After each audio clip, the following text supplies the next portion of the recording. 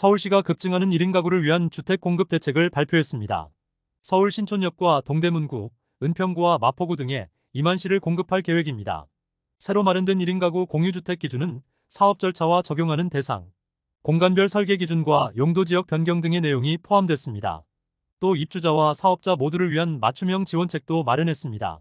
입주자는 소득과 자산 기준 등에 따라 최대 3천만 원까지 보증금 융자를 지원하고 사업 참여자는 건설자금 이자 차액을 최대 3%까지 제공합니다. 구체적인 공급 대상 지역은 사업 대상자들과 간담회를 통해 논의했고 동대문구 신설동과 서대문구 신촌역 주변, 서울 중구 약수역 일대와 마포구 망원역, 은평구 녹번역과 동대문구 회기역 등입니다. 서울시는 7월부터 사업자들로부터 사업 제안서를 받을 계획입니다. 1인 가구 공유주택은 올해 하반기에 촉진지구 지정과 건축 인허가를 완료하고 2029년까지 2만 실 공급을 목표로 추진합니다. 향후 인구구조 변화에 따라 서울에 거주하는 1인 가구가 급증할 것으로 예상되면서 서울시는 용도지역 상향과 세제 혜택 등으로 민간 참여를 적극 유도할 방침입니다.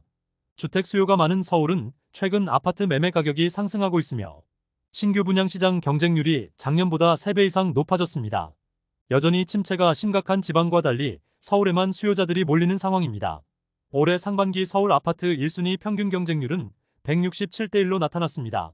총 642세대 모집에 10만 7,271명이 신청했으며 작년과 재작년 51대 1에서 58대 1과 비교하면 3배 이상 치열해졌습니다.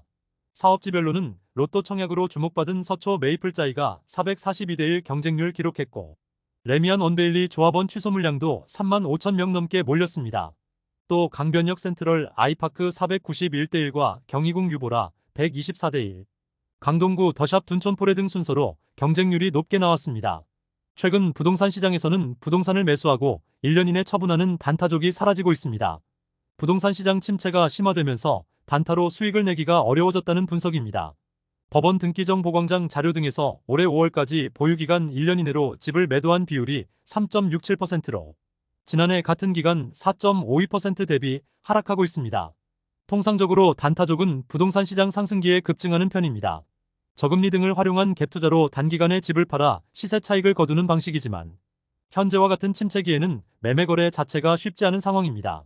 현재 서울에만 아파트 매물이 역대 최대치인 8만 5천 건 가까이 쌓이고 있으며 매수세를 찾기가 어려워지면서 거래 자체가 쉽지 않은 상황입니다. 주택시장 관계자는 단타 거래가 감소하는 분위기가 당분간 지속될 것이라며 적어도 올해 연내에는 단타 수익을 기대하기 어려울 것으로 전망했습니다. 서울 송파구 최대호로 주목받는 잠실주공 5단지 예상 가격이 최초로 공개됐습니다. 송파구 등에 따르면 잠실 5단지 재건축 정비계획 제공람 공고 등에서 잠실주공 5단지 조합원 분양가 추정 금액이 나왔습니다. 공동주택 분양가 추정액은 전용 39타입 11억 원과 전용 59타입 16억 6천만 원, 전용 74타입 20억 2천만 원과 전용 84타입 22억 9천에서 23억 9천만 원 수준입니다. 이번에 공개된 조합원 분양가 추정 금액은 3.3제곱미터당 7천만 원대로 나왔고 통상적으로 조합원 분양 가격은 일반 분양가의 80% 수준에 책정되는 편입니다. 20% 더해지면 일반 분양가는 전용 59타입 약 20억 원대, 전용 84타입 20억 원대 후반 수준이 예상됩니다.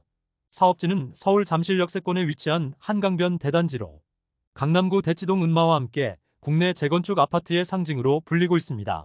서울시가 확정한 정비계획 변경안에 따르면 최고 70층 높이의 랜드마크로 개발하며 총 6,491세대 중 1,700여 세대를 일반 분양할 전망입니다. 서울 동서울터미널에 대한 구체적인 개발 계획안 등도 나왔습니다. 최근 서울시가 공개한 동서울터미널 부지 지구단위 계획 결정안 등에 따르면 총 사업비 1조 8천억 원 이상을 투입하고 최고 40층 높이의 광역교통 복합시설로 개발합니다. 지난 1987년 문을 연 동서울터미널은 하루 평균 1,000대 이상의 고속시외버스가 운행됐으나 40년 가까이 운영하면서 시설 노후화 등으로 재개발 압력이 커졌습니다. 서울시는 올해 말까지 건축 인허가 등을 진행하고 내년 하반기에 착공해서 2030년 준공할 계획입니다. 복합개발 사업은 민간 사업자인 신세계 동서울 금융투자회사가 맡았습니다. 기존 광나루터를 오가던 돛단배를 형상화한 복합 여객시설을 조성하고 지하터미널 환승센터와 수변공간, 조망과 상업 업무시설 등으로 구성합니다. 또 지상에는 복합 쇼핑몰 스타필드와 이마트 본사가 들어설 예정이며 스타필드에서 별마당 도서관, 쇼핑시설 등과 함께 영화관, 식당 등도 계획됐습니다. 최근 무섭게 폭등하던 아파트 분양 가격이 1년 3개월 만에 하락했습니다. 내 집 마련 가격 부담이 커지면서 스트레스 받던 실수요자들에게 반가운 소식입니다. 그러나 이 같은 사실은 공사비 하락 등으로 실제 분양 가격이 저렴해진 게 아니었습니다. 분양가격 조사 대상 표본이 달라진 통계상 착시 현상으로 여전히 전국 분양가격은 급등한 상황이 계속되고 있습니다. 주택도시보증공사가 발표한 5월 전국 민간 아파트 분양가격 동향에 따르면 전국 분양가격이 1제곱미터당 557만 4천원으로 전월 대비 1.92% 내렸습니다.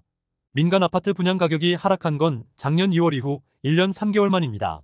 지역별로는 서울이 1,170만원, 수도권 785만 6천원 수준이며 3.3제곱미터로 환산하면 서울 3,861만원, 수도권 2,592만원입니다. 1년 전과 비교하면 분양가격이 최대 24% 급등하고 있습니다. 허그의 분양가격 통계는 최근 1년간 분양보증서를 발급한 현장을 대상으로 집계합니다. 해당 기간 중 고가로 분양한 사업지가 제외되면서 평균 가격이 내린 데이터가 나오고 있습니다. 고금리와 고물가로 실제 분양으로 나오는 아파트 가격은 여전히 큰 부담이 되고 있습니다. 금융감독원이 부실 저축은행 3곳을 대상으로 경영실태평가를 진행할 예정입니다. 금감원의 저축은행 경영실태평가는 지난 2011년 저축은행 사태 이후 13년 만에 처음입니다. 과거 저축은행 사태는 지난 2011년 1월 삼화저축은행 부실기관 지정을 시작으로 저축은행들이 연속으로 영업정지를 받은 사건을 말합니다.